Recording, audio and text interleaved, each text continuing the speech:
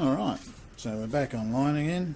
As you can see, I've added the SSD to its little caddy, plugged it into the main caddy and screwed it in, and put our 320 gig hard drive in place and screwed it in. So all screws are in place, not just one or two. So always use 4 screws if you can. So let's plug this whole unit back in. This is what I like about the A8 case. Be able to line it up, clip, and you'll notice there's a little screw hole there to put one screw in to lock it down so that it can't wander.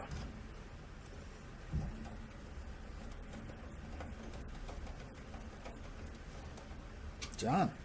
I have 3 good SATA cables here, so 2 for the hard drives, and I'll use the plastic one on the CD-ROM. Needs to be a bit longer so that it can reach the CD, and we'll plug them in.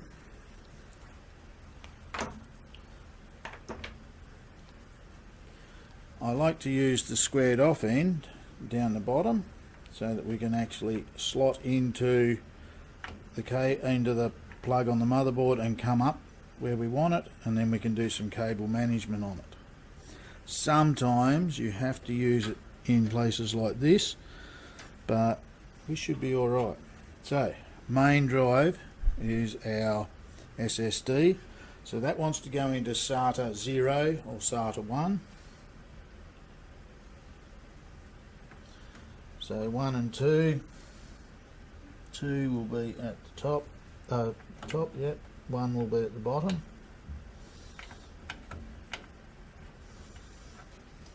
So we can't go in that way, so we will need to go this way.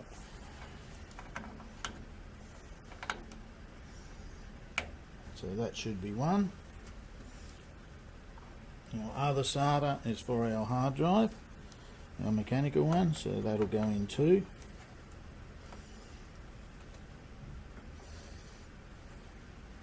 There are 2 fastest ports if sometimes you have them, and they will then run to the hard drive. So let's see how we go. This one, I think we're going to have trouble with that. So I need to pull that out. Pull that out. We'll need to use 2 cables that just have straight throughs rather than elbows. So I'll turn off for a minute while I go and hunt them down. Alright, so there's our 2 cables plugged in. I only had to find one with 2 straight ends. The other one is still okay for the bottom hard drive. As you can see, the elbow works fine.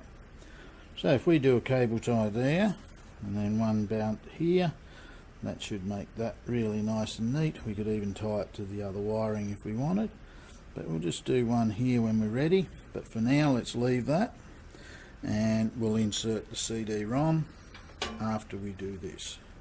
So this is the USB for the card reader. So to get to our port, we'll come in underneath the cables we've got sitting there, even right in underneath all the bottom ones.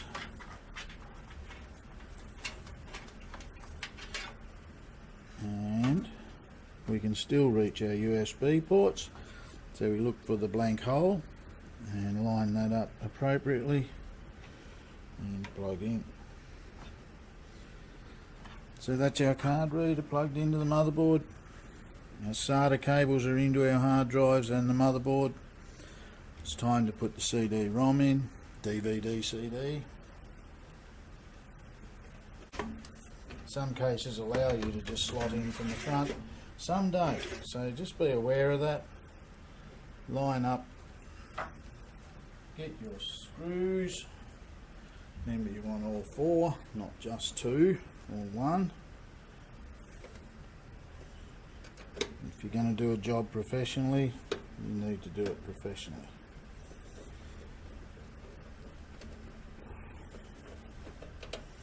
So that's screwed in. Now a lot of people would have their CD, DVD, ROM at the top. Sometimes a cable running from there to the top is not what you'll have in your kit unless you happen to have some longer ones. So I always tend to use the closest cable I can to where I need to go. So Turn that over and you should be able to see that we can get to our CD-ROM, hopefully. Yes. Nothing there.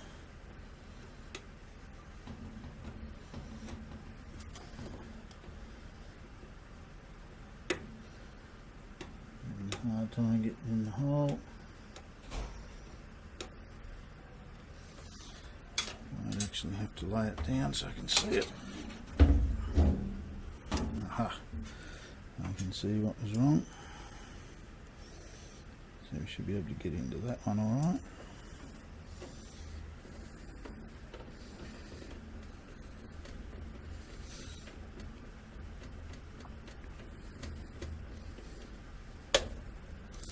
And that one just needs to be lifted up a tiny fraction.